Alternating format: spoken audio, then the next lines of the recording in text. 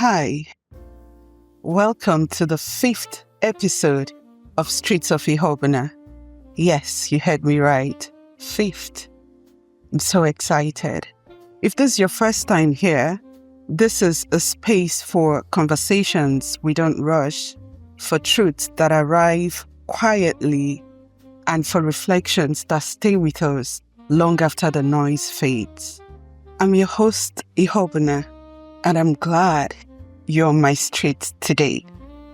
Streets of Iheobuna. I'll walk you through real quick, okay? So every week we walk down a street, a particular street on Streets of Iheobuna.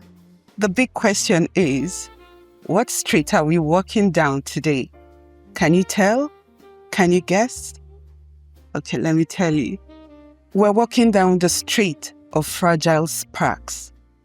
Isn't that exciting? What do I mean by the street of fragile sparks? You'll find out. But it is a street where the ground is still warm from the fires of yesterday, but the sky has already moved on. It's a beautiful evening for a walk. You know, the kind of evening where silence has finally found enough room to speak. So step inside and walk with me. Let's go. I was at my uncle's house in Udi on New Year's Eve, okay? And the new year bettered itself. Midnight passed and the fireworks kept rising. It was amazing, I must admit. 30 whole minutes or even more of arrogant colors, noise and insistence. They danced in the sky like peacocks, vivid and alive. But I could swear I heard them mocking us, saying we were celebrating endurance as if it was wisdom. It didn't arrive with a fanfare. No, it didn't. It came almost like a whisper in a crowded room, persistent, as if begging to be heard. While the world was drunk on the light, I was watching the ash. Crazy, right? I don't know. But I realized that we were all guests of time. Here today, and maybe gone by the 21st. This is so funny. My phone was flat, and I was restless from worrying thoughts, asking to be heard, demanding that I hear them. What could I do? I borrowed my mother's phone, and within the first hour of 2026, I wrote the poem. It's called After Fireworks Fade. Listen. After fireworks fade, we're hugging, jubilating. We made it, we say. Some didn't, yet here we are. Pride unmistakable. Fireworks rise, bursting high in the sky. They must know something we don't.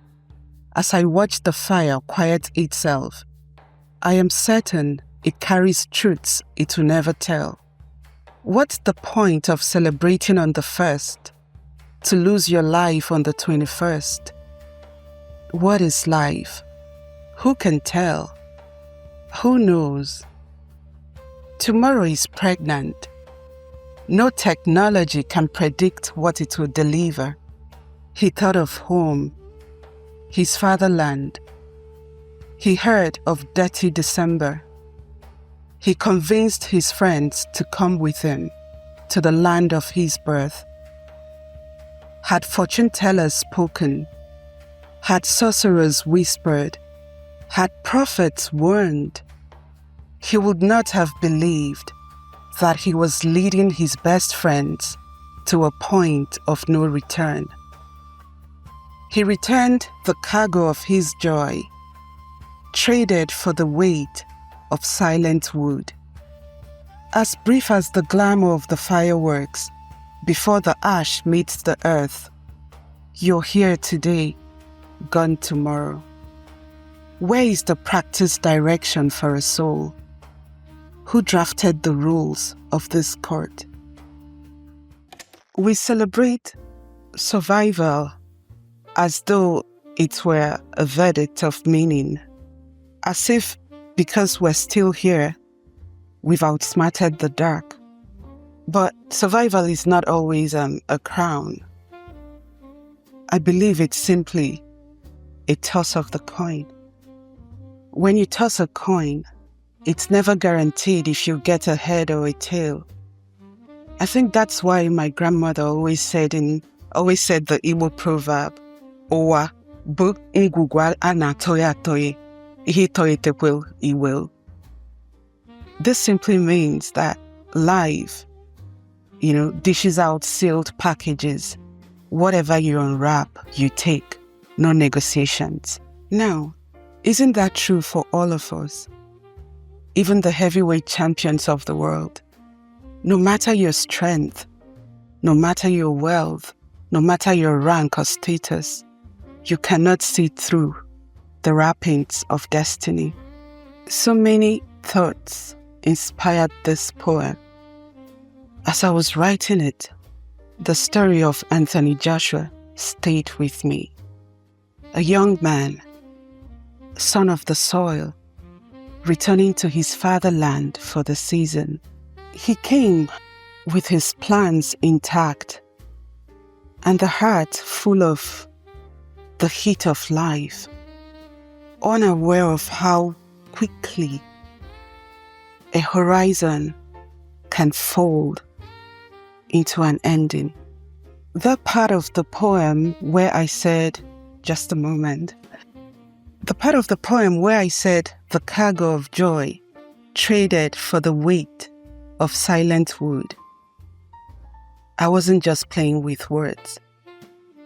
It's not just for rhymes. It is the reality that breathes down the neck of every celebration. I didn't write this to tell Anthony Joshua's story, far from it.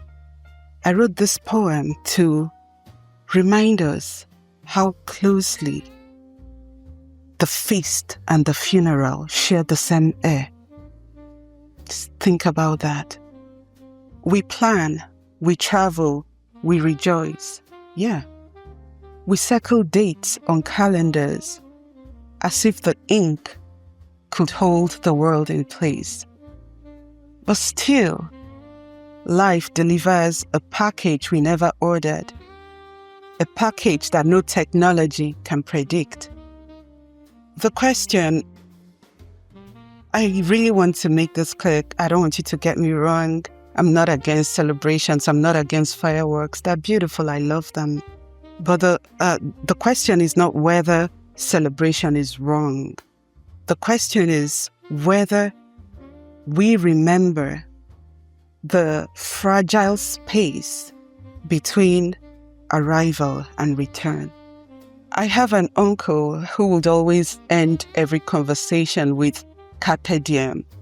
And I always wondered why he clung to that, to that phrase, carpe diem. But as I stand as I sit on this street today, I'm understanding why it's becoming clear to me. If you're watching, hello, Uncle Chima. Thank you so much. Carpe diem is not a luxury for the carefree. It's a necessity for the living. We must seize the day. That's what carpe diem means, by the way, seize the day. We must seize the day. Because we cannot negotiate with the night. I mean, we're not even done with the day. Imagine us negotiating with the night. So we must live in the present, because the present is the only street we have under our feet. If there actually were a practice direction for the soul, what do you think it would tell us? What do you think would be the rules there? I imagine it would not promise us more time. I believe it would demand that we pay attention to the time that we have currently. So don't wait for the future or 21st, like I like to call it, to be who you are. Now is the time. The time is right now. That's all you've got. Be who you are. The fire is burning now. Don't let the spark die. So it's customary in Streets of Iheobuna that I ask reflective questions after the commentary. And it's question time now. So I'm going to ask a few questions, and I hope they stay with you till we see again next week. But please remember to leave your answers, your insights, reflections in the comments. You already know I read every word and I'll reply to every one of your comments. You know me, I keep my words. We often celebrate making it into a new year. But if time is a continuous stream, did we really arrive anywhere? Or are we just further out at sea? Why does the human heart find the most beauty in things that disappear the fastest, like fireworks or a life cut short? As citizens, we rely on rules to maintain order. If there's no practice direction for a soul, how do we determine if a life was lived fairly? We all celebrate life, but if we knew the date of our death, would we still hug and jubilate, or would we live with a different kind of pride? Do you think the fireworks know that not all who witnessed it on that night would live to see it same time next year?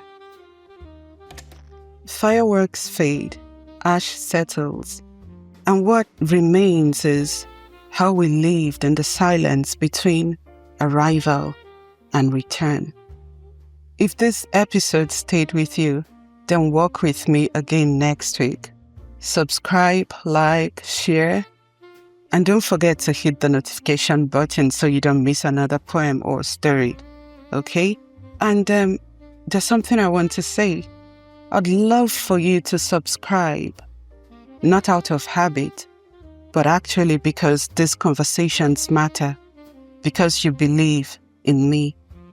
Thank you. This is Streets of Iheobuna, and I'm your host, Iheobuna. We return every Sunday, not with answers, but with honesty. Until then, walk gently, walk awake, and remember, some truths only speak after the noise ends. See you next Sunday. I love you. Bye.